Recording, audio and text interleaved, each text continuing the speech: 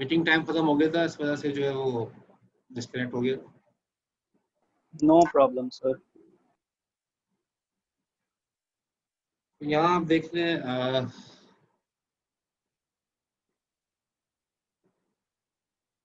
ये साइजेस हैं, cache, memory, solid state memory. अब देखें सॉलिड स्टेट जो है मैंने दिखाया, देखें यहाँ पर 1 टेराबाइट से कम है। अभी भी आप मार्केट में जाएंगे 1 टेराबाइट की आपको सॉलिड स्टेट ड्राइव नहीं मिलेगी, उसकी स्टोरेज स्पेस 1 टेराबाइट से कम है।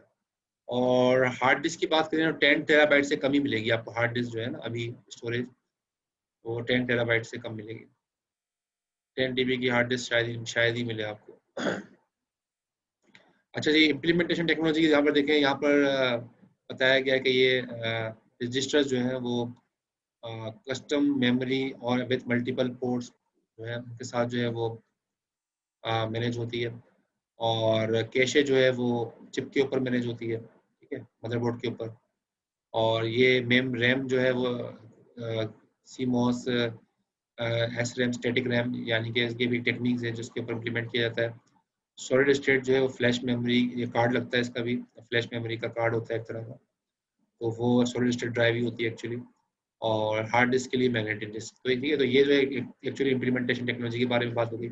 एक्सेस टाइम सबका अलग अलग है, इसका 0.25 से 0.5 है, बहुत फास्ट है। 0.25 नैनो सेकंड की बात हो रही है यहाँ पर। नैनो सेकंड बहुत कम कम टाइम होता है।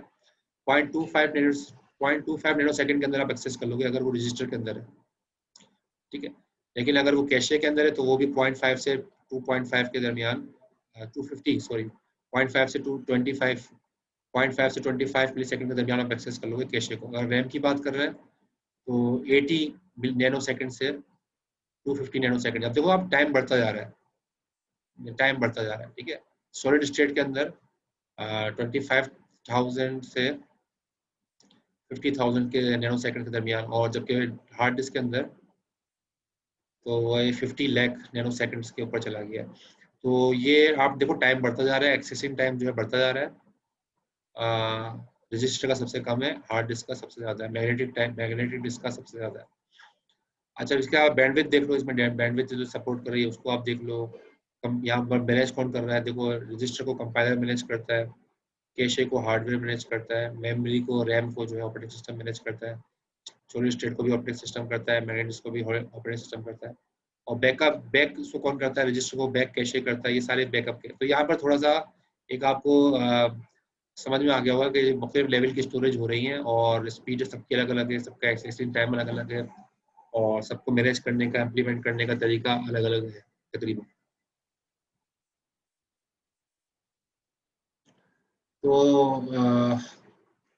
multitasking environment must be careful to use most recent value no matter where is it is stored in the storage hierarchy। ठीक है, तो हार्ड डिस्क के अंदर आप कोई चीज़ रखी हुई है, अगर हार्ड डिस्क को आप एक्सेस कर, हार्ड डिस्क से उठ के वो चीज़ कहाँ आई, रैम में आई, ठीक है। एक ए वैल्यू है ए, ठीक है, एक वैल्यू है वो हार्ड डिस्क में रखी हुई थी वो वैल्यू, अब वो उठ के कहाँ पर आई, रैम में, रैम से उठ के वो कहाँ पर आई, कैशे में, कैशे से उठ के वो कहाँ पे आई, CPU के अंदर, रजिस्टर के अंदर। अब वो ए बहुत, अगर आप अब उसको ए एक्सेस करना होगा वो बड़ी फास्ट एक्सेस कर लेगा क्योंकि वो इस वक्त कहाँ मौजूद है, CPU के अंदर, रजिस्टर के अंदर मौजूद है, ठीक है। जब वो हार्ड डिस्क में था तो बहुत दूर था, ठीक है। रैम में आया थोड़ा करीब हो गया, कैशे में और करीब हो गया, जबकि यहाँ पर वो रजिस्टर के अंदर आ गया, ठीक है, तो एक्सेसिंग टाइम बढ़ गया। तो इसको कहते हैं कैशे कोहेरेंसी। कैशे कोहेरेंसी इसी चीज को कहते हैं कि multiprocessor environment must provide cache coherency in hardware such that all CPUs have the most recent value in their cache। तो कोशिश ये होती है हर CPU की कि उसके रजिस्टर के अंदर जो है मोस्ट रिसेंट वैल्यू आ जाए ताकि वो अपने अंदर से ही चीज़ों को पिक कर ले, CPU अपने अंदर से ही रजिस्टर से वैल्यू को पिक कर ले। तो इसको कहते हैं कैशे कोहेरेंसी। ये चीज़ें जो है आजकल मल्टी प्रोसेसर के अंदर इस्टेब्लिश होती हैं।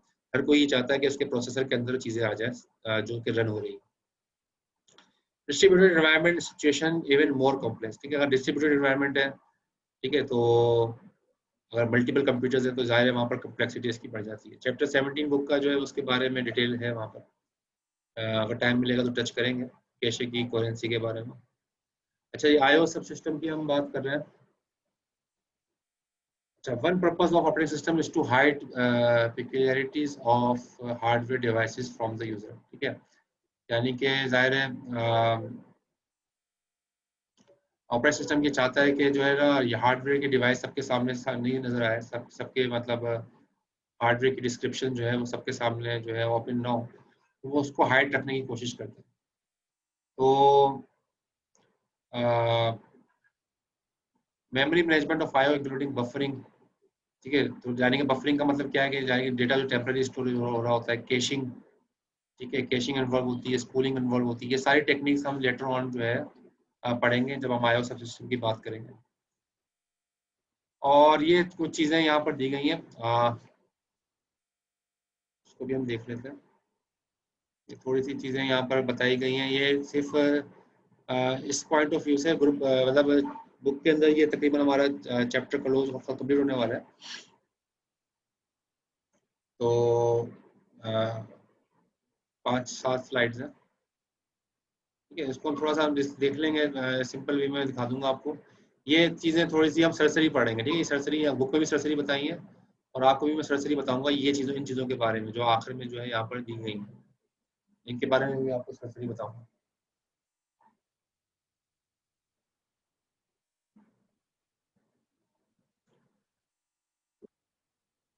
तो फिलहाल मेरे ख्याल में यहीं तक क्लास रखते हैं। Yes, sir. तो उम्मीद है आज की क्लास में थोड़ी इन्फॉर्मेशन आपको मिली होगी ऑपरेटिंग सिस्टम और चीज़ों से रिलेटेड। Yes, sir. बहुत सारी। Thank you, sir. जज़ाकल्लाह।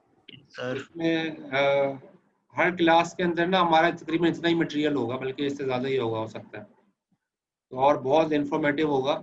लेकिन बस यही होगा कि कोशिश ये करें क्लास मिस नहीं कीजिएगा, क्योंकि अभी तो देखो ऑनलाइन चल रहा है लेक्चर्स, तो रिकॉर्डिंग होगी, ठीक है ना, अभी तो ये बेनिफिट मिल रहा है आपको, रिकॉर्डिंग हो जाती है चीज़ों की, लेकिन बाद में ज़ाहिर है जब हम ऑनलाइन नहीं होंगे तो ज़ाहिर है चीज़ें रिकॉर्डेड नहीं होंगी और फिर चीज़ें फिर एक लेक्चर मिस होने से आप बहुत पीछे रह जाओगे। ठीक है, हम बुक का काफ़ी कंटेंट हम कवर करने की कोशिश करेंगे। तो यहाँ पर इमाद कह रहे हैं आपकी स्पीड बहुत तेज़ है, कम चीज़ें समझ में आ रही हैं। तो मैं पूछता हूँ ना कोई क्वेश्चन तो क्वेश्चन किया करें ना, चीज़ें अगर समझ में नहीं आई तो मुझसे क्वेश्चन करें। मैं तो रुकता हूँ, हर स्लाइड में तकरीबन मैंने पूछा है, कोई क्वेश्चन आया है, कोई आपको समझ में आ गया, क्लियर है, तो आप लोग पूछें। उसमें मैं आपको इनवाइट कर रहा होता हूँ, जो चीज़ें समझ में नहीं आई आप पूछें। वैसे इतनी कॉम्प्लेक्स चीज़ें थी नहीं, आज का जो लेक्चर था ना ये एक्चुअली इंट्रोडक्टरी लेवल का लेक्चर है और फर्स्ट चैप्टर है बुक का। और सर। आप अगर बुक भी पढ़ेंगे ना तो आपको ये पूरा लेक्चर मिलेगा, जो भी मैंने आपको बता रहा हूँ, ये बुक से ही स्लाइड्स बनाई हुई है, तो पूरा लेक्चर आपको बुक से मिलेगा जो मैंने बुक रखी हुई है।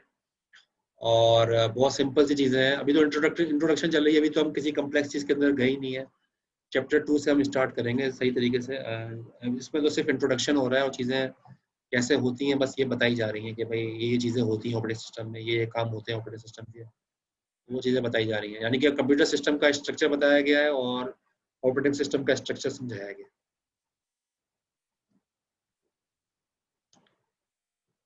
तो आपको भी अगली क्लास में भी अगर कोई चीज़ समझ में नहीं आए और तो आप फ़ौरन क्वेश्चन ज़रूर किया करें। खास तौर पर जब मैं अगली स्लाइड में जाने वाला होता हूँ मैं आपसे पूछता हूँ कोई क्वेश्चन है तो आप ज़रूर कर लिएगी क्वेश्चन, ठीक है। अच्छा जी, अटेंडेंस कह रहे हैं तो अटेंडेंस बिल्कुल ले लेते हैं। आप लोगों की अटेंडेंस शीट भी मेरे पास नहीं है, पता नहीं चल रहा कि कितने लोग एब्सेंट हैं। 18 लोगों का इसका नज़र आ रहा है मुझे, 18 पार्टिसिपेंट्स हैं, बीच में 20 हो गए थे, अब 18 है। तो एक काम करें, चैट पे जाके अपने नेम आईडी लिख दीजिए।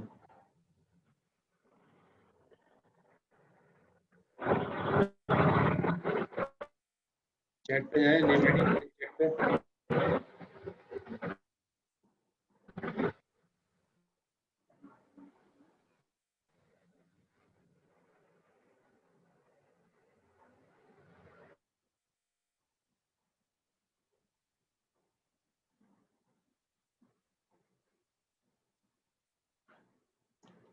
तो ये काफ़ी लोगों के नाम मेरे पास आ गए। हाँ, मैं रिक्वेस्ट फेसबुक पे एक्सेप्ट कर लूँगा, बिल्कुल जितने लोगों ने रिक्वेस्ट भेजी मैं एक्सेप्ट कर लूँगा। नसर नसीर वगैरह ये सब नाम आ गए मेरे पास काफी अच्छा सारे। सर, जी। सर तकरीबन जो है मतलब सीआर सिलेक्शन जो होगी वो तो मतलब कमेंट्स के ऊपर होगी या क्या होगा? हाँ, कमेंट आप करें तो जिसमें मेजोरिटी का नाम आया या मुझे 2-3 नाम मेरे यस सामने आ सर। जाए, 2-3 नाम भी मेरे सामने आ जाए तो मुझे सर, चूज करने में आसानी हो जाएगी। सर तकरीबन स्टूडेंट दानियाल अहमद का नाम ले। अच्छा। मैंने ऐसे में चेक नहीं किया, मैं देख लूंगा जाके वहाँ पर दानियाल का नाम हो जी सर। तो। बहरहाल आज का सर ये दिन। असल में पहले हमारे ईआरपी के भी सीआर थे, बहुत ये अच्छी झूठ कह कम्युनिकेशन रहे हैं सर, वगैरह मैं रहती है, नहीं आसानी बना। रहती ताहा फैसल है सर शुरू से। ताहा फैसल भी अच्छा रिप्लाई कर रहे हैं मुझे बार यस बार। सर, वही है सर, वही अच्छे हैं सबसे। है। सर तो लेकिन मतलब स्टूडेंट्स को कम्युनिकेशन में थोड़ा इशू हो जाता है ना, इसलिए क्या है। बहरहाल जिनको ताहा फैसल को भी अगर रिकमेंड करना है तो कर सकते हैं, मैं अभी आज डिसाइड नहीं कर रहा। तो आप लोग ठीक है कमेंट्स सर। कर दें तो फिर इंशाल्लाह मैं नेक्स्ट वीक में, हम हमारी क्लास तो वैसे हो सकता है यूनिवर्सिटी में हो, वहीं पर दिखा। सर जी ठीक। सर ठीक है। Okay sir. मैं चैट सेव कर रहा हूँ। सबने अटेंडेंस मार्क कर दी आपने?